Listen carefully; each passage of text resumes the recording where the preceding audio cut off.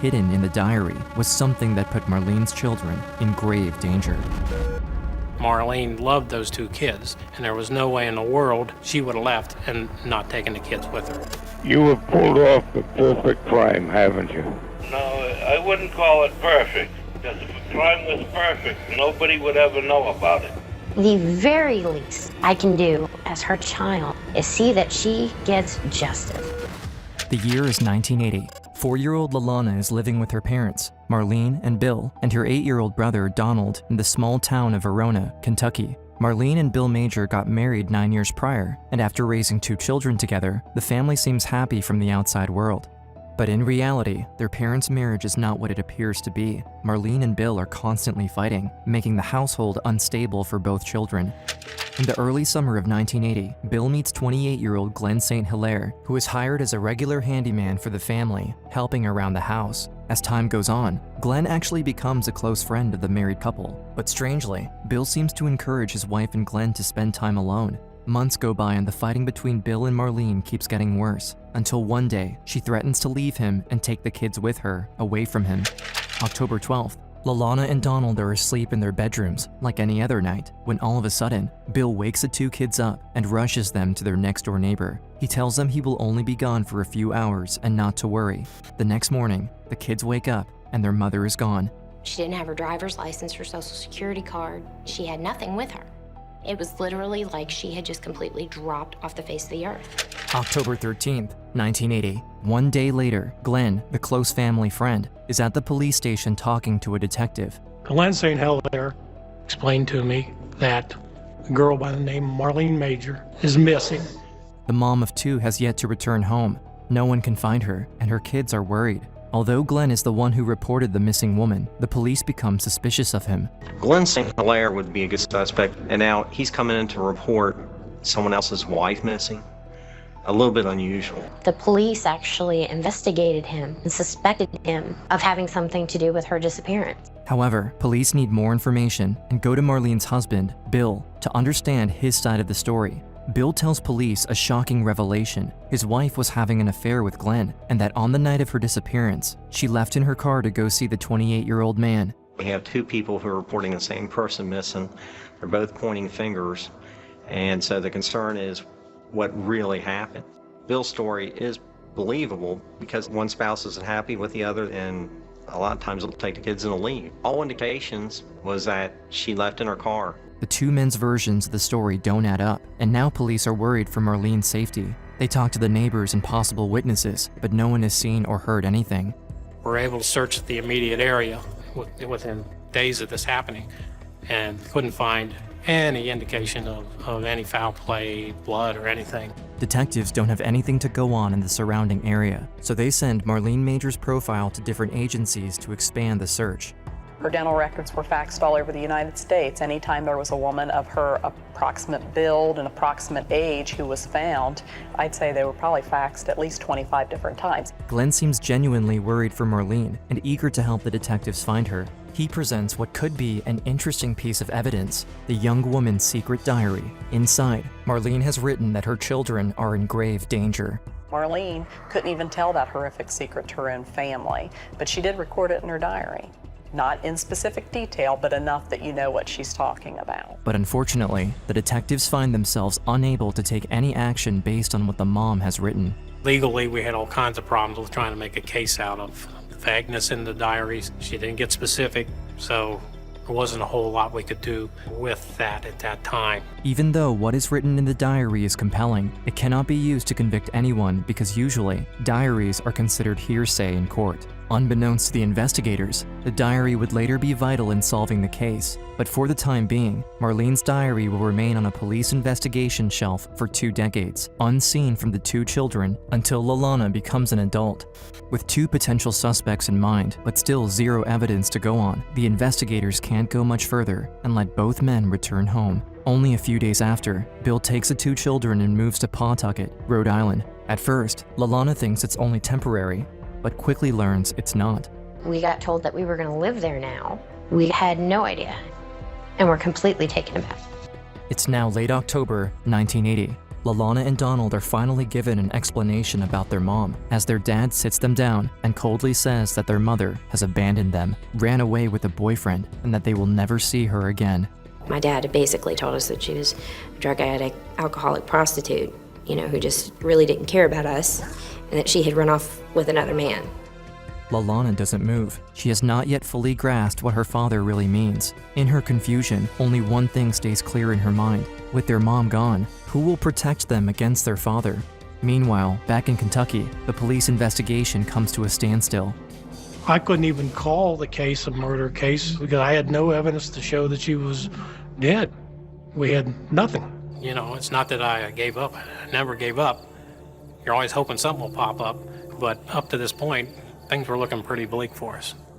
Months go by, but Lalana can't stop thinking about her mom. Even if she believes her mother has abandoned them, the little girl misses her and dreams that she will come back one day. There's that fuzzy moment where you're starting to wake up, and you're not quite awake, but you're not totally asleep either.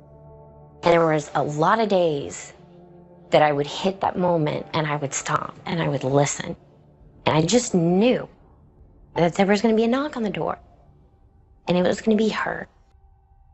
It's now 1981. The family has been living in Rhode Island for 1 year. From the outside looking in, nobody had any clue what was going on inside that household. The 5-year-old girl still hasn't heard from her mother, and whenever she asks her father about her whereabouts, or if he received news from her, he suddenly lashes out and becomes enraged, even violent towards her and her brother. The violence escalates over time, to the point where going to school has become difficult for the siblings, constantly needing to cover up their injuries. I've seen him beat my brother to the point Donald could not pick himself up off the floor. You would miss school because you had bruises. But that's not the worst part for the little girl. Her dad starts to force her to do things no child should ever do. His favorite threat was, if you don't do what I tell you to do, if you don't do what I want you to do, I'll kill your brother. And he would turn around and tell my brother, if you don't do what I tell you to, I'll kill your sister. So he used our feelings for each other, our love for one another, against us. Meanwhile, the Kentucky police officers still have no new evidence on the missing case of Marlene, and without a body, they have no way to convict anyone. 1984, 3 years have gone by, and Lalana is now 8 years old. Her mom is still missing, and there's no new information about the case, but someone out there knows where she is. One day, after school, things take a turn for the worse. Donald is off with some of his friends, and Lalana is alone with her father. And I was outside in front of the trailer playing in the yard. And he grabbed me by the back of the hair and he threw me in the trailer. And he took a gun and he shoved it in my face. And he told me that if I did not learn to keep my mouth shut, he would blow my head off. Lalana is left alone, paralyzed by fear. The little girl has learned to keep quiet about what is really happening inside the house. It's now 1985. The father has remarried a woman named Pauline, who is the new stepmom to Lalana and Donald. From the outside, the newly blended family appears normal, but life in the Majors household hasn't changed. Lalana continues to stay silent, protecting her and her brother, until one day, while alone in a room, Donald, now 13, walks up to his younger sister and tells her that from this day on, their life would change forever. Donald said to me, he said, "It's over." He said, "He's not gonna hurt us anymore." And I said, "What are you talking about?" He said, "I told Pauline. And she caught the cops and they're gonna arrest him." My first reaction was, we're both dead. Lalana paces nervously across the room. Now that her brother has spoken up, it's unclear how their father might react, as his violent outbursts have always been unpredictable to the two kids. It's August 10th at around 7 p.m. The whole family is at home when, all of a sudden, someone knocks at the Major's door. Lalana is petrified. Her and Donald hide behind the corner when policemen suddenly run onto the property. The children watch in disbelief as their dad is taken by officers and put into handcuffs. And I can remember watching them put the handcuffs on him, and he turned around and he looked down that hallway at us. And I was just like, we're dead. I'm like, if they don't keep him, we're dead. Bill Major is sentenced to only 15 years behind bars, with the possibility of parole. After their dad's arrest, 9-year-old Lalana and 13-year-old Donald moved back to Kentucky to live with their maternal grandmother. The siblings now try to grow up like normal kids, but something is still deeply wrong. At home, everyone avoids talking about Marlene. She's been gone for 5 years, with no one actively looking for her. Lalana struggles to accept that her mom won't ever come back and misses her greatly. One day, Lalana is alone with her grandmother. It's the perfect opportunity to ask for the first time about her mom's disappearance. We were sitting in the parking lot in front of a department store, and I said, well, do you know where my mother is? Have you seen her? Have you heard from her? It was just like 10 seconds of absolute silence. And she looked at me, she said, honey, she said, your mother's dead. She said, she's been dead. She said, your father killed her. Lalana is shocked at her grandmother's secret, but can't fully accept it. All her life, her dad told Lalana and Donald that their mom ran away and didn't love them. But now, her grandmother is saying it's not the truth. It's possible Marlene may have been a victim of Bill, but unfortunately, no one has looked for her in years, and there's no evidence. So Lalana is forced to take matters into her own hands. I got a composition notebook, it cost me like 99 cents at Walmart, and if I talked to somebody, I wrote the date, the time, and what the conversation was over. Lalana gets as much information she can possibly get her hands on. With a cold case, the resources are limited, but this doesn't stop her. However, now in 1997, the investigation takes a dangerous turn. Her father Bill is suddenly released from jail on good behavior, having only served 12 years behind bars. When he finally got out of jail, I was terrified he was gonna hunt me down. That even after all that time, if there was a way he could get to me, he would. More anxious than ever to solve her mom's disappearance and find evidence to put her father in jail for life, Lalana goes to the police station and demands access to her mom's files. They've been untouched for over 17 years, including her mom's diary, which has been held as evidence by detectives and never seen by Lalana. But now, since she is finally of legal age, she's granted access to the whole police investigation, and for the first time in her life, Lalana reads her mom's diaries. I got up early this morning and went to get Donald up for school and caught Bill with him. He tried to hide what they were doing, but I know what I saw. I told him not to touch me ever again, and if he touches Donald, I'll kill him. Lalana is in a state of shock. Her whole life, she believed her mom ran away and never loved her, but she now realizes that, all along, her mom knew about her father's abusive behavior and was prepared to fight for the safety of her children. She soon discovers another disturbing piece of information inside her mom's file. In 1981, a year after her mom's disappearance, a man had discovered a skull in a farm in Boone County, Kentucky, about a mile from the Major's old home. At the time of the discovery in the 1980s, science wasn't advanced enough to test bone material for DNA. So, in order to identify a body, they needed teeth to compare to dental records. But unfortunately, that wasn't possible. He would have manipulated her head to pull her teeth out and to remove her lower jaw. Remind you of horror movies that you watch on TV. There was no face, there was no jaw. It was just the top of the skull that had a distinct bullet hole right in the top of it. Lalana then decides to go back to Boone County and search for herself. If she finds the rest of those remains, identification will be possible, and it will be one step closer to finding out what really happened to her mom. When she arrives at the site, she takes out her shovel from her car and digs. I was really hoping to find something, because I was like, if I could find something, if I could, that would be something more than we have now, if I could find the rest of her body, but at the same time, it was constant terror that I would find something.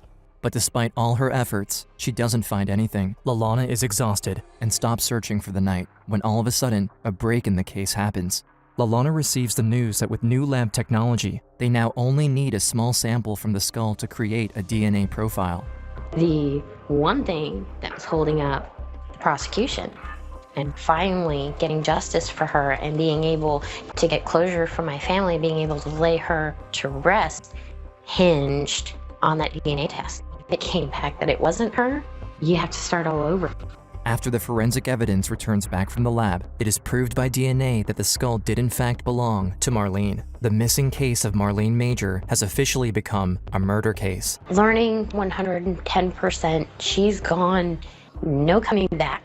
No chance. Lalana is crushed by the confirmation, but despite her broken heart, her fight is not over yet. She realizes that her last option is to confront her own father and try to get a confession out of him. Lalana calls him and asks about her mom's disappearance.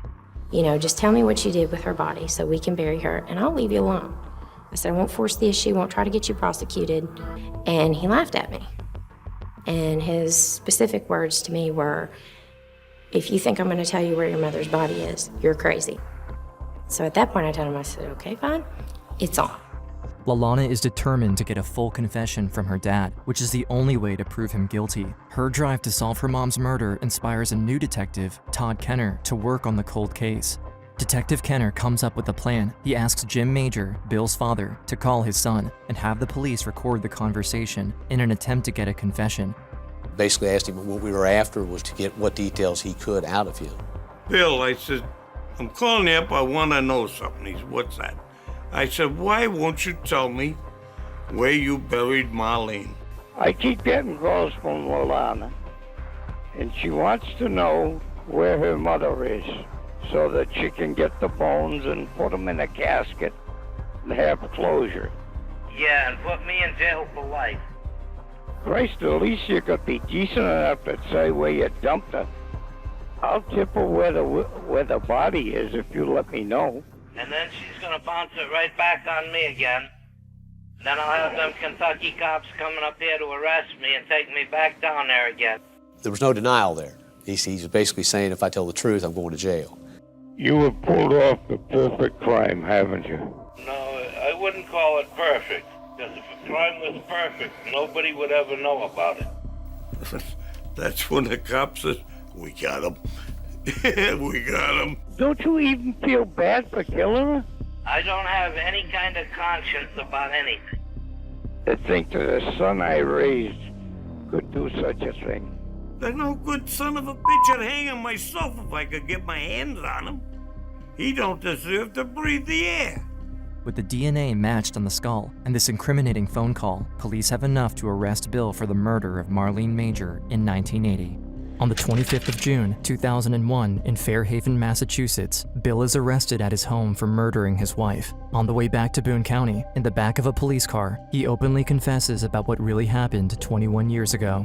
It was late at night on October 12, 1980. Marlene and Bill were fighting downstairs when the conversation ended with Marlene threatening to leave him and take the children. She exited the house and got into her car, and he followed her. He said that she was screaming at me, I couldn't take it anymore, and he said that's when I shot her. And after he shot her in the head, he would cut her head off, knock her teeth out with the butt of the gun, and then he would remove her jaw, and cut her up in little pieces and spread her throughout the state.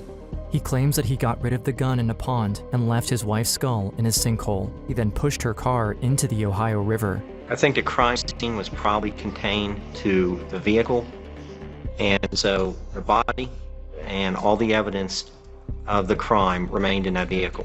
So when he got rid of the vehicle, he essentially got rid of the crime scene. During the next few days, despite intense searching, police are unable to find the gun, the car, or Marlene's remains. However, the prosecution possesses sufficient evidence, including positive DNA testing and Bill's confession to his dad, to successfully indict the killer. July 28, 2003, Bill Major is trialed for the murder of his wife, Marlene, and tampering with physical evidence. Glenn St. Hilaire, the family's handyman and alleged lover of Marlene, takes the stand and describes how Bill Major seemed to push him and Marlene to be alone together and encouraged him to have a romantic relationship with his wife. Both Lalana and Donald are there to make sure justice is served, and they testify about the molestation they endured growing up. Lalana describes how Bill threatened to kill her if she didn't keep their secret. The court stays silent as they listen to the harrowing tales of the siblings. It takes the jury less than an hour to find him guilty. And when the verdict came back, I just almost dropped. I did. If my brother hadn't had a hold of me, I would have collapsed. Bill is sentenced to life without parole. During the final remarks, officers note how much Lalana truly loved and cared for her mom. Lalana had been driven for a long time to bring closure to this and to bring her father to justice. I mean, it was obvious, just you could see the passion for this in her eyes, the way she talked. Even though she didn't really know her mother that well, she was just a child when all this occurred. She had a lot of love for her mother. Today, after having confronted her dad and finding out the truth about what really happened to her mom, she proved that her mother never abandoned them.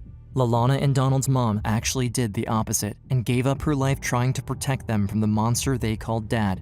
I have spent so much of my life absolutely terrified of that man. And now I don't feel anything for him. And I finally felt a sense of peace that day, that she finally could rest. Throughout the years, Donald has kept supporting Lalana, and together they broke the cycle of abuse created by their father. Even though it took years for Lalana to heal from the wounds created by her father, she is living proof that even after tragedy, there's a life worth living.